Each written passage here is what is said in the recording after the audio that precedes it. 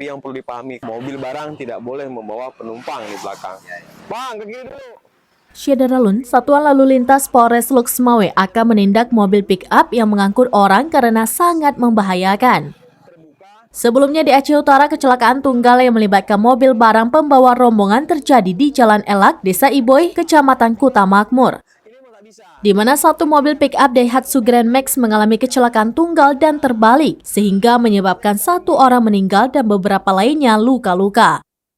Kapolres Loksmawe AKBP Hengki Ismanto melalui Kasalantas AKP Adek Taufik mengatakan razia terhadap mobil barang pembawa penumpang belum dilakukan, hanya ada penyuluhan atau sebatas imbauan saja.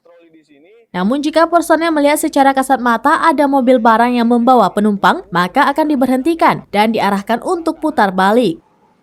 Kasalantas menjelaskan pada Rabu 26 April 2023 lalu ada belasan mobil barang atau pick-up yang diberhentikan petugas karena membawa penumpang berlebihan. Penindakan akan dilakukan sesuai pasal 137 ayat 1 Undang-Undang Lalu Lintas dan Angkutan Umum nomor 22 tahun 2009 terkait larangan mobil pick-up atau jenis angkutan barang dipakai mengangkut orang. Yang bermanfaat bagi kita, Pak. Dalam rangka operasi Ketupat Selawah 2023, saya berharap janganlah. Dari Loksmawe, Saki Mubarak, serambinews.com.